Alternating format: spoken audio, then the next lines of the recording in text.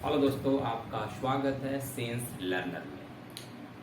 Finally GDS की vacancy आ चुकी है और जितने भी स्टूडेंट्स वेट कर रहे थे ग्रामीण डाक सेवक मीन्स जीडीएस की वैकेंसी फाइनली आ चुकी है। आपका फॉर्म भराना भी स्टार्ट हो गया, आज ही से फॉर्म भराना स्टार्ट हो गया है।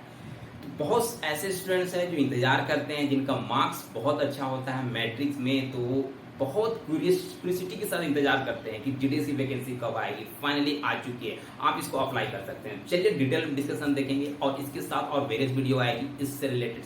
चलिए देखते हैं। देखिए, ग्रामीण डाक सेवक बहुत इंतजार होता है लोगों को, क्योंकि ना तो इसमें कोई सिलेबस है, ना कोई एग्जाम है, ना रिजल्ट। सीधे आपका मेरिट बेस में फाइनल जो डीवी के लिए रिजल्ट आता है। ठीक है, तो चलिए सबसे पहले हम देखने की स्टार्ट करते हैं कि वैकेंसी कितनी है। वैकेंसी आपका है 44,228। तो आप इसमें देखिए 44,228 है। इसमें आपका ना कोई एग्जाम है, कुछ भी नहीं है, सीधे आपका सिलेक्शन है। अगर आपका मैट्रिक में मार्क्स बहुत अच्छा है तो आप इसमें डेफिनेटली अप्लाई कर सकते हैं। वैसे स्टूडेंट जो पास किए हैं वो भी अप्लाई कर सकते हैं, लेकिन चांस जिसका होता है सिलेक्शन होने का, जिसका मैट्रिक में मार्क्स ज्यादा आता है। तो ये एक ऐसी वैकेंसी है जिसमें ना तो कोई एग्जाम है, ना कोई सिलेबस है। आपका फीस भी 100 रुपया लगता है। अब वैकेंसी काफी अच्छा है, 44,000 पूरे ऑल ओवर इंडिया की वैकेंसी होती है और इसमें लगभग 21 सर्कल है। आप कोई भी सर्कल से अप्लाई कर सकते हैं। तो बेसिकली आप जिस सर्कल से बिलोंग करते हैं उस सर्कल को अप्लाई कीजिए तो ज्यादा बढ़िया होगा। तो चलिए हम देखते हैं। देखिए, उसके बाद आपका फीस है 100 रुपया, है ना। ये जनरल के लिए, ओबीसी, ईडब्ल्यूएस के लिए 100 रुपया है। एसटी, एससी और पीएच कैंडिडेट का कोई भी फीस नहीं लगने वाला है आपका।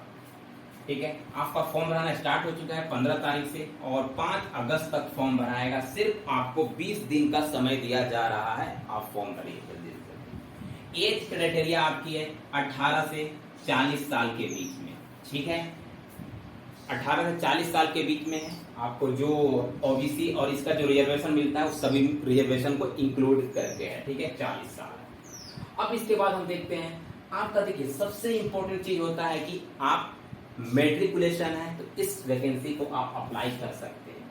ठीक है, सिर्फ 10 पास है और कोई रिक्वायरमेंट नहीं है। इतना 10 पास ना मोस्टली स्टूडेंट्स होते हैं आजकल के, तो आप आराम से इसमें अप्लाई कर सकते हैं। ठीक है, और एक चीज याद रखिएगा, आपका सब्जेक्ट मैथ्स और इंग्लिश होना चाहिए। अगर आप मेट्रिकुलेशन है तो मैथ्स और इंग्लिश सब्जेक्ट आपका होना चाहिए। ठीक है, उसके बाद आपको कंप्यूटर में थोड़ा नॉलेज होना चाहिए, क्योंकि कंप्यूटर का नॉलेज आजकल सभी के होता है, जिसमें कोई रिस्ट्रिक्शन नहीं है। आप अप्लाई आराम से कर लीजिएगा, सभी कोई कंप्यूटर जानता है।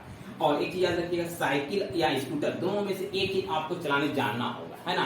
बेसिकली अगर रूरल एरिया में अगर काम दे देता है आपको, तो ये चीज का आपको जरूरत पड़ सकता है, मीन्स 2 व्हीलर आपको जानना होगा। ठीक है, चलाने। उसके बाद देखिए 21 सर्कल है। देखिए अभी 21 पूरा सर्कल का वैकेंसी अनाउंस तो नहीं किया है, बट टोटल वैकेंसी अनाउंस कर दिया है। तो धीरे धीरे आपका सभी सर्कल का वैकेंसी अनाउंस कर देगा। ठीक है, उसके बाद एक चीज देखिए कोई भी एग्जाम नहीं होगा। ठीक है ना, बहुत को ऐसे होता है कि एग्जाम का प्रिपरेशन किस आधार पे करेंगे और कि तैयारी कैसे करेंगे, कौन सा कोचिंग जाएंगे। लेकिन इसमें क्या हो रहा है ना कि इसमें कोई भी ना तो एग्जाम है, ना तो कोई भी सिलेबस है, ना कोई प्रिपरेशन है, ना कोई झंझट नहीं है। सीधे आपका सिलेक्शन होने वाला है। तो कितना अच्छा है ये जॉब।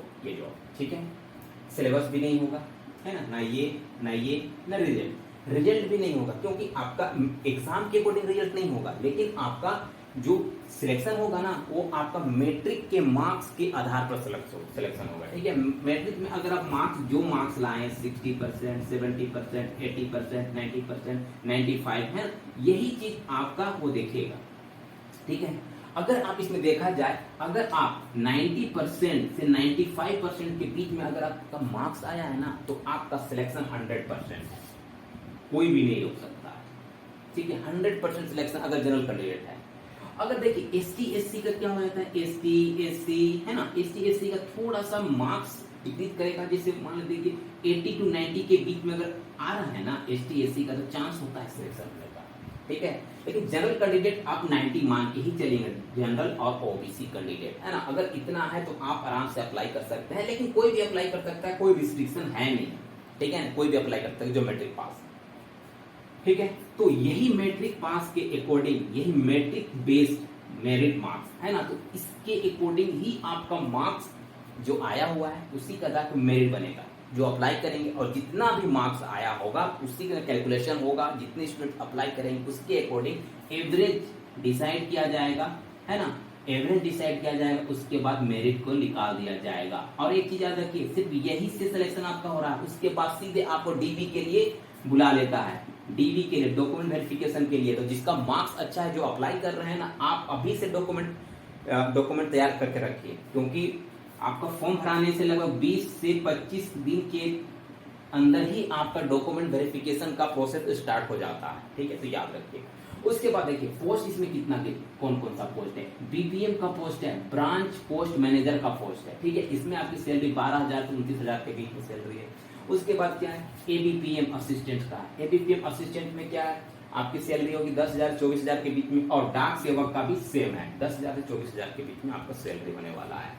देखिए ये पोस्ट, ये जो वैकेंसी है काफी अच्छी वैकेंसी, 44,000 वैकेंसी है, 44,000 वैकेंसी ऐसे आता नहीं है, ठीक है ना। और बेसिकली जो ज्यादा पढ़ना नहीं चाहते हैं, और बेसिकली ऐसे स्टूडेंट जो मार्क्स बहुत अच्छा लाए हैं और अभी वो पढ़ाई भी कर रहे हैं, लेकिन उनको अपना घर चलाने के लिए अगर कहीं से प्रॉब्लम हो रहा है, अगर उसको पढ़ाई में प्रॉब्लम हो रहा है, तो सोर्स का इनकम बन जाता है कि अगर आप जॉब भी कर रहे हैं, अगर आपको समय मिले तो आप पढ़ाई भी कर सकते हैं। अगर आपका मार्क्स बहुत अच्छा है मैट्रिक में, तो ये बहुत गोल्डन अपॉर्चुनिटी है, आप काम भी कर सकते हैं और पढ़ाई भी कर सकते हैं। और एक चीज याद रखिए, गवर्नमेंट की वैकेंसी है, गवर्नमेंट जॉब है, जिसमें आपको कोई दिक्कत नहीं होने वाला है, आराम से पढ़ाई भी कर सकते हैं, आप जॉब भी कीजिए, आपका सोर्स ऑफ इनकम भी बन जाएगा, तो इसमें जरूर से जरूर अप्लाई करेंगे। और इसमें कुछ और प्रोसेस होते हैं, जो किस तरह से फॉर्म भरना है, फॉर्म भरने का प्रोसेस क्या है, मार्क्स का बहुत इसमें लेंदी होता है, उस सारा चीज का डिटेल में हमको डिस्कशन करेंगे। और एक चीज याद रखिएगा, ये जितने भी सारे पोस्ट है ना, सभी पोस्ट को मतलब पोस्ट में क्या क्या काम होते हैं, है ना, जैसे बीपीएम में क्या काम है, एबीपीएम में क्या काम है, डाक सेवक का क्या काम है, सभी का मैंने डिटेल वीडियो बना के रखा है, मैं उसे अपलोड कर दूंगा, आप उसको जाके अच्छा से देख सकते हैं, बहुत उससे बेनिफिशियल होने वाला है। और ये वैकेंसी जरूर से जरूर आप अप्लाई करेंगे। चलिए नेक्स्ट वीडियो मिलेंगे।